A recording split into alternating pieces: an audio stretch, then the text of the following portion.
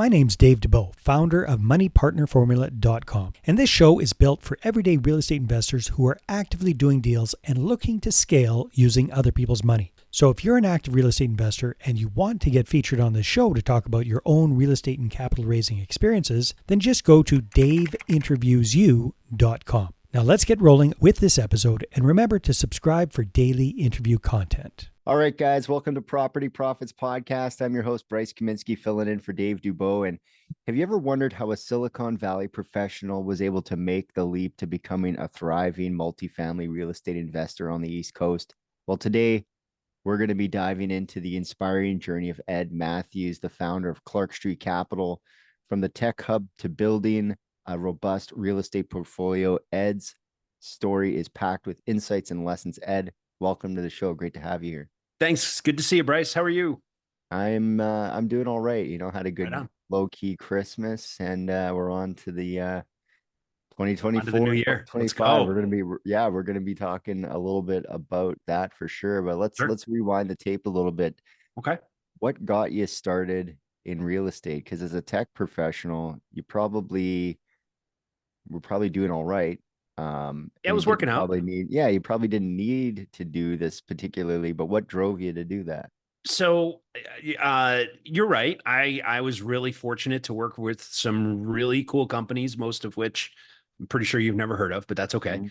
That's okay, yeah. And so basically I spent about almost 25 years traveling all over the place, mostly all over the country, but occasionally all over the world, to the tune of about anywhere from 150 to 200 nights a year. I was just gone. And that's all well and good when it's me and my wife, which it was for the first 7 years of dating and 8 years of marriage. But then we had these little things called children. Yeah. And they actually like to have their parents around. And so I realized I was missing a lot of really good stuff. I have two amazing, beautiful little girls who are no longer little. Now one's 21 and one's 16. And, I spend my Fridays and Saturday nights scaring the living daylights out of teenagers, male teenagers in particular. But the bottom line is that I was missing too much good stuff. And I was able to build a portfolio as a side hustle over the course of about 7 or so years, to the point where it just happened. And I would love to tell you there was a grand plan, but it just kind of happened where I realized that I didn't want to travel anymore, and my portfolio eclipsed what I was making, for the company I was working for, a company called DocuSign. And then, first of the year, I got my new boss on the phone and said, I'm done. And gave him 30 days notice and started Clark Street Capital full-time in earnest on February 2nd, 2018. So it's been almost 6 years. Wow. That went quick. Yeah, it definitely goes quick. So yeah, that's really the story of why we do things, to get free time freedom. Yeah, 100%. Time freedom, to be able to choose what it is. We still have to do things. Real estate's not super passive like that, but to be able to choose when, to be able to choose when things happen, I think is really important. So once you moved away from being in that job, what were some challenges that maybe arose that maybe you didn't quite foresee, or was it smooth sailing? So a lot of it, I felt like I knew what to do, right? I mean, I knew how to, I had been I'd worn many hats in my corporate days. So I knew how to sell, I knew how to market, I knew how to run an operation. I ran companies in my corporate world experience. So I knew how to do that. But the thing is that it was really two things. One was, turns out I require sleep, and I needed to build a team around me, and it wasn't possible for me to do everything. And the other part of it was So I had to get okay with that, and then I had to, build that team. And I'm not necessarily talking about, the attorneys and the accountants and, the folks that we hire on the outside, because those folks, I've been working with them for years. It was more along the lines of, someone to handle the bookkeeping, and Hmm. specifically the monthly close and the quarterlies, and year end, right? Yeah. And it was someone to make sure that the projects were running on time while I was out there, trying to find new deals, right? And Hmm. so we built that team, um, and I realized that I was able to still manage it, but not necessarily own it specifically, like the day to Hmm. day. I hired people that are smarter than me, so and better at it than I am, so that worked out. Yeah. The other thing that I realized reasonably quick is that I am not infinitely wealthy, which turns out was a bummer, because I got to the point where I bought all the real estate I could afford, Hmm. and went back to, and went back to the bank account and went, the only stuff I have left is break glass in case of emergency, and I'm not going to touch that. So, Yeah. in retirement, obviously. So, um, we started to learn how to raise money. And so we did friends and family first, because, uh, you know, the whole idea of raising capital, it's a huge responsibility. And the cleanest, quickest, most efficient way to raise that first deal or set of deals is to go to people that, offer them an opportunity that, they already know you, they already know the value system with which Hmm. you operate, they already trust you, they like you. And so, that part was pretty straightforward, and that got us, moving along the way. I had, tons of, Silicon Valley buddies who were like, "Hey, we want to invest with you," and I'm like, you know what, hold off, let me go break stuff, let me go learn how to fix it so I don't do it again. And as we put our systems in place and start to, build a business, right, a business that Hmm. exists, even if I take a day off, everything still happens, right? Yeah. And we got to that point about a year and a half, 2 years in, where I felt comfortable, and we had gotten past that friends and family round. And then I started to provide opportunities to, a smaller group outside of that. And over time it's grown. But the other thing I had to realize, I'm going to add a third point to that, and to your initial question, and that was that I realized that, as a real estate investor, as someone who found and held and had a deal that was a good investment, I became, I don't want to sound arrogant, but I became the prize, right? It wasn't me asking for money. It was me offering an opportunity Hmm. for someone that had been, either following me or knew me or worked with me or was Hmm. related to me, the opportunity to make, a quarterly preferred rate, and on top of that, probably an equal or more rate in terms of the appreciation. So Yeah. Because it's like we have to bring the ability. I was having a capital call with one of the clients, and they were talking about it, and I was like, we have to be able to create money for other people to stay in business. Like it's yeah, really being a steward of the money, because correct. you get a reputation for losing money, then it's not going to be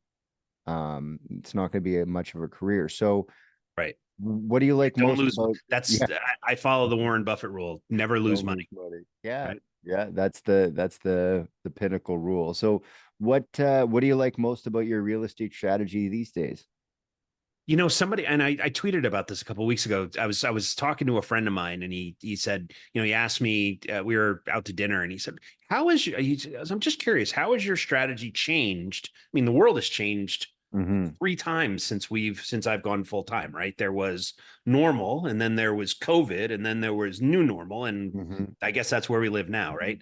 And I said, quite frankly, it really hasn't, right? Yeah. We buy crappy apartment buildings from landlords who aren't very good at their jobs.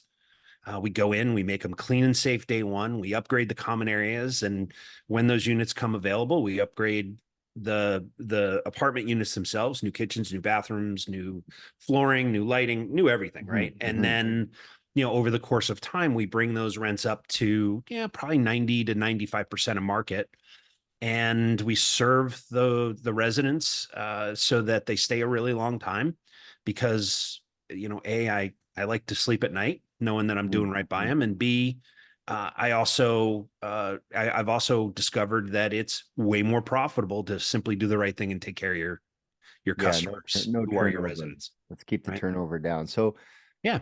what it maybe isn't so great about what's going on these days as far as your portfolio?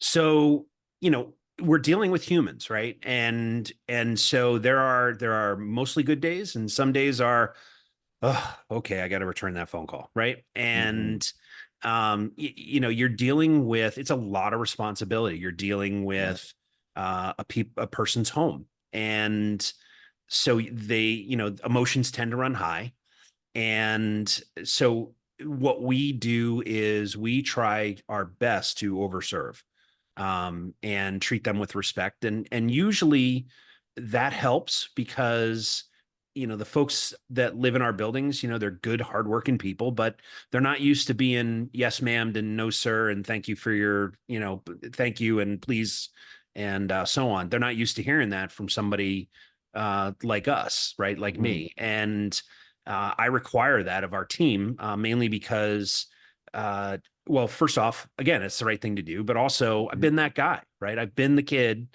whose mom was working 3 jobs, living in that apartment, trying to, make ends meet.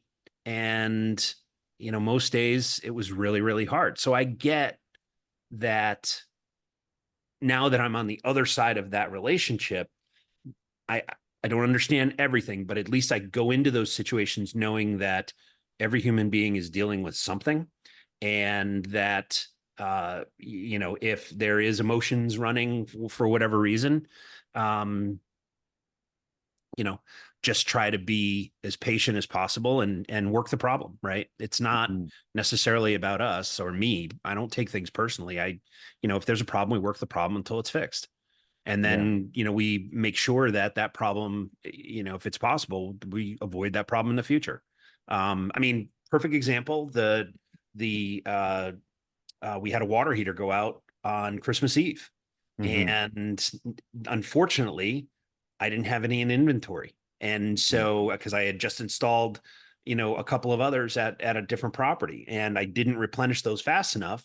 So, that family, unfortunately didn't have hot water for Christmas Day, which, fortunately they were going to family anyway. So it worked out for them, but, um, Not ideal. not ideal. First thing yesterday morning or Tuesday morning, it was replaced, but I'm glad they had their parents to go visit anyway, because that's not the way we roll, but it happens, right? So now I just ordered 5 new, six new uh Heaters, hold them heaters, in the 3 electric inventory. and 3 gas, and that's it. So now we've got Yeah. them. Now you can change it at any hour of the night. So let's Correct. talk about major challenges. Is there anything that comes to mind when you look at your real estate journey so far that's like, yeah, that was a major challenge? So when I first started, I was buying, I bought a 4 family on Clark Street in East Hartford, Connecticut, hence the name of the company. And, in order to continue to acquire, we would flip a couple properties, and then I would, buy another 4, 5, 6, 7, 8 family. And we did that over the course of 7 years. Had I known what I know today, 13 years later, I wouldn't have done that. I would have started raising capital day one. Yeah. Yeah. Well, there's a certain amount of like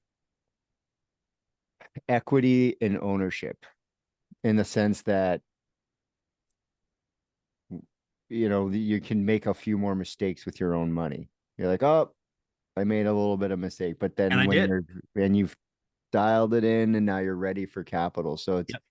it's always, when do I start raising capital?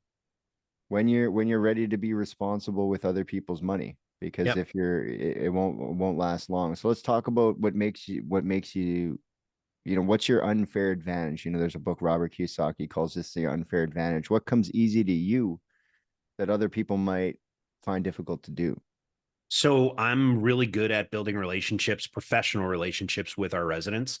And that is both me directly. So when we acquire a building, I knock on all the doors and I introduce myself because I want to repair and save the relationships that I can. Because, almost always one of the reasons that a building owner is selling to us is because there's a problem. Mhm, And so mhm.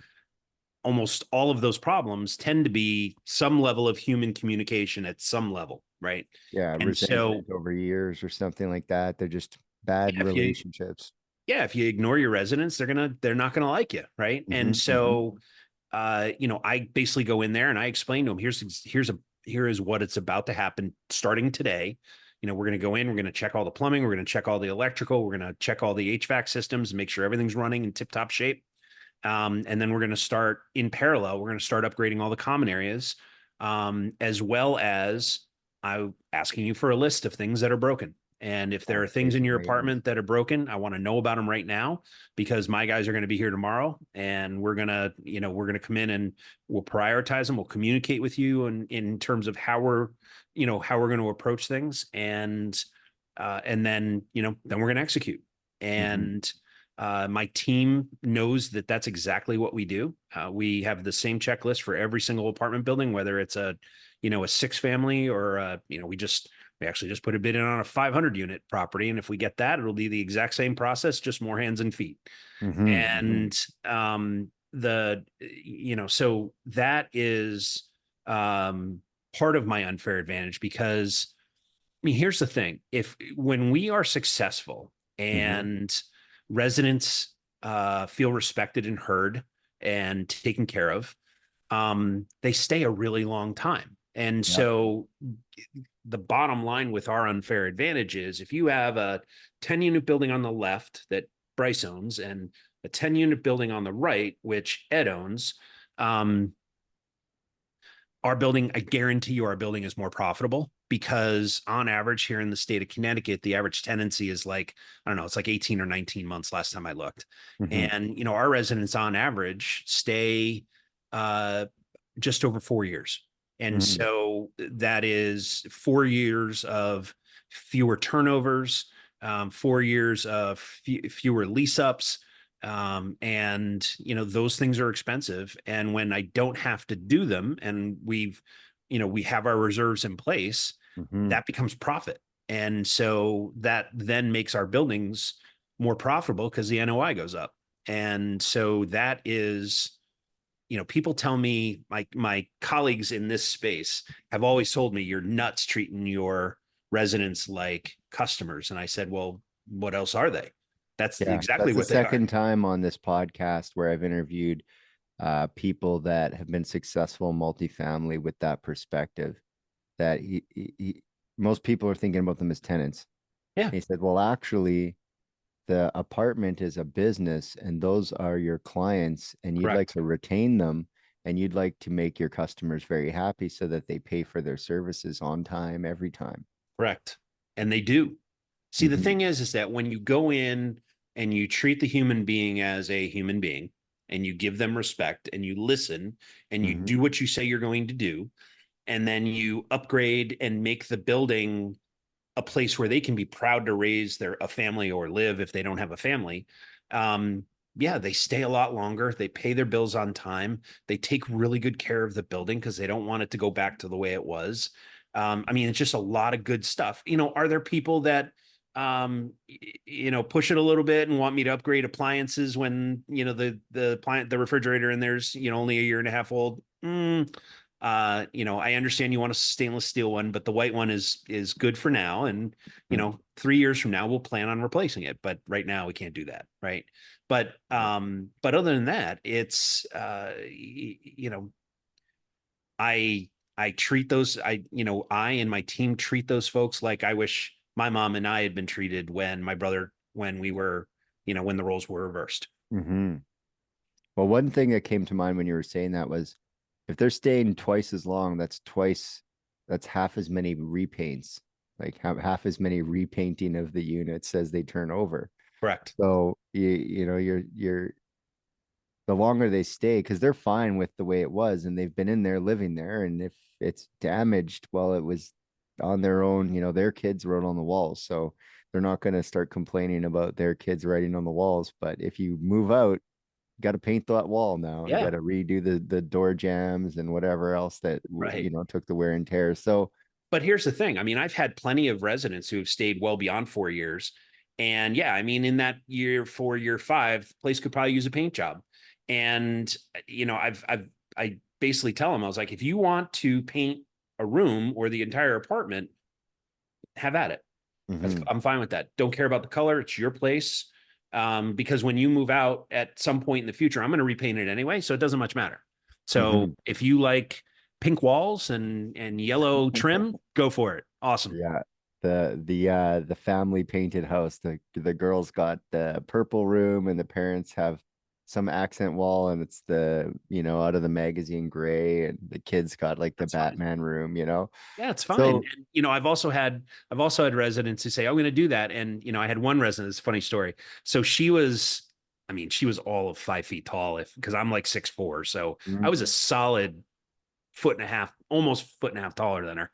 And she's like, no, I want to paint. I want to paint the place. And I'm like, okay, well, um, have at it. And so a few months later, you know, she had already painted the place, and I had stopped by to drop something off, and I noticed that the roller stopped at about 6.5, 7 feet, but it was an not 8 foot quite to the ceiling. top. But Yeah. they couldn't quite, you know, she couldn't quite reach the top, which, yeah, it's Hey, okay. third If she place. liked it, I was cool. So what are you doing these days to fund your deals? Let's talk about money for a bit.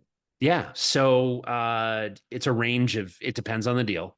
Hmm. We've done a couple of syndications. We've done a ton of joint ventures.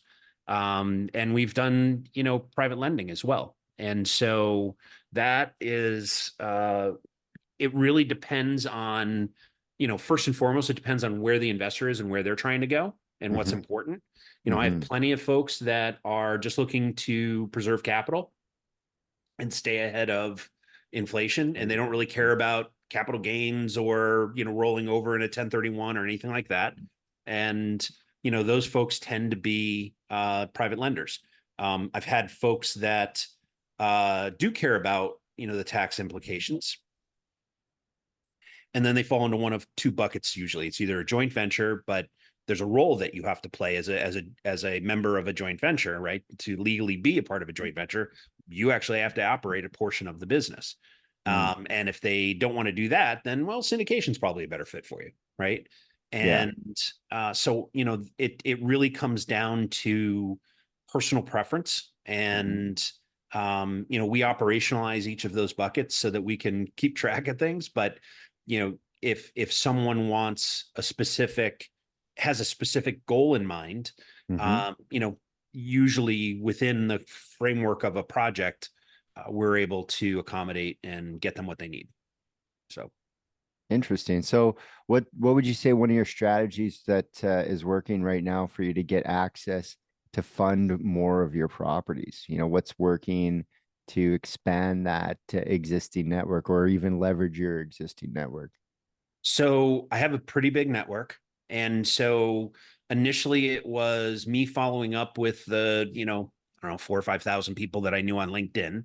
And it was a simple message saying, hey, from time to time, you know, you may not have heard, but I've left ABC Company Hmm. and I'm running Clark Street Capital, and we've been doing this. And from time to time, I get opportunities to acquire property. And if that's something that you've always wanted to learn about, click on this link, get on my calendar, and we'll spend 15 to 30 minutes and talk about, you know, what your goals are. That worked really well. I've used referrals. So, okay, this worked for Bryce. Bryce, do you have three to five friends that have also been interested in this? If Hmm. so, can I meet them? And that's worked very well. We're starting to do webinars Hmm. in Hmm. 2024, purely educational. And so my viewpoint is I get a lot of questions from from limited partner / joint venture partners, right? Hmm. To say, well, the number one question I always get is, well, why can't I do this? And my answer Yeah. is, you can, and Yeah. I'll Yeah. even teach you how to do it.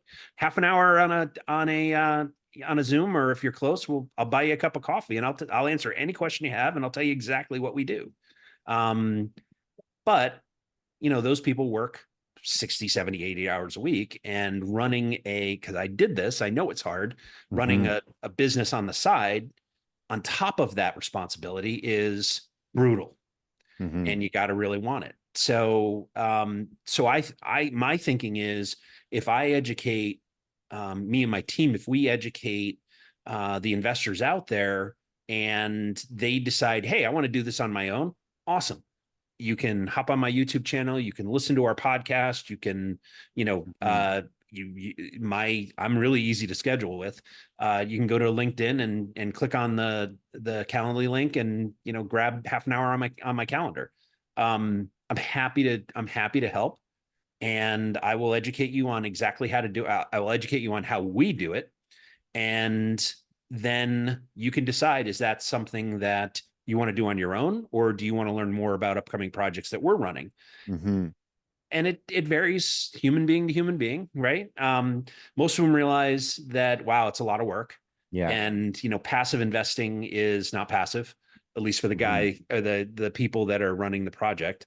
Mhm. The other part of Mhm. it is, though, that when we lay out for them, here are all our systems. Here's how we find deals. Here's how we raise capital. Here's how we run construction projects. Here's how we manage the property. Here's how we handle the asset management piece. Here's how we handle dispositions, so on and so forth. There's a lot of moving parts. Yeah. And so it teaches them how to do it, which I'm really cool with. And in fact, we have a course, a set of courses that we released internally. So if you invest with us, you get access to the courses for free as part of that. But the other cool thing that happens is they also realize, wow, these folks at Clark Street actually have their act together, right? There's Mhm. systems for everything. There's checklists for everything. The team knows exactly what their role is, and when to do it, and what to do, and what to say, and how to handle this. And there's certainly things that pop up every once in a while, but Yeah. um, as soon as they do, we document it, and we figure out a process around it. Um, so it does both things. It teaches people, hey, this is hard, but here's all the Mhm. stuff you need to know. And B, we already do this, and we do it pretty well. So, do your due diligence. Yeah, But follow the system, and if you're really interested, we have one, and if you're not that interested in following the system, we do it every right, day. So correct. you can trust that we do that. So Yeah. that that's a solid strategy. I like the approach. So if people Thank you. do want to connect with you, they want to find out more, they want to get into the inner circle there and talk more close with you, what should they do? How do they find you? So the easiest way is to email me at ed@clarkst.com, clarkstreet.com. You can call our office at 860-675-5800. You can check us out on Facebook, Instagram, Twitter, Mhm. LinkedIn, YouTube. We're all Clark Street Capital on all those channels. And I'm also Ed Mathews on all those channels as well. So Awesome. It looks I'm like easy to there's no find. Of shortage of ways to get a hold of Ed. Well, I really appreciate you stopping by, and course. um, just letting people know that you can do it, and eventually decide, do I need this W-2, or am I just going to stop investing, or should I jump full investing? And it seems like it's worked out pretty well so far for you, Ed. I appreciate your No time. complaints. My pleasure. Good to see you, Bryce. Welcome. All Happy New right, Year. guys. Until next time, we'll catch you on the next episode. Hey there, I really hope you enjoyed that episode. And as always, if you want to listen to more daily interview content, make sure you subscribe. And if you're an active real estate investor and you're doing deals and you'd like to get featured on this show, then just head over to daveinterviewyou.com. Now at moneypartnerformula.com, we help real estate investors to create a process for predictably getting capital so they can do more deals without relying on hard money lenders or the banks.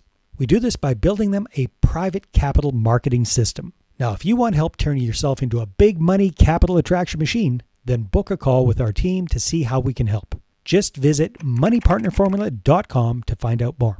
All right, take care, and we'll see you on the next interview.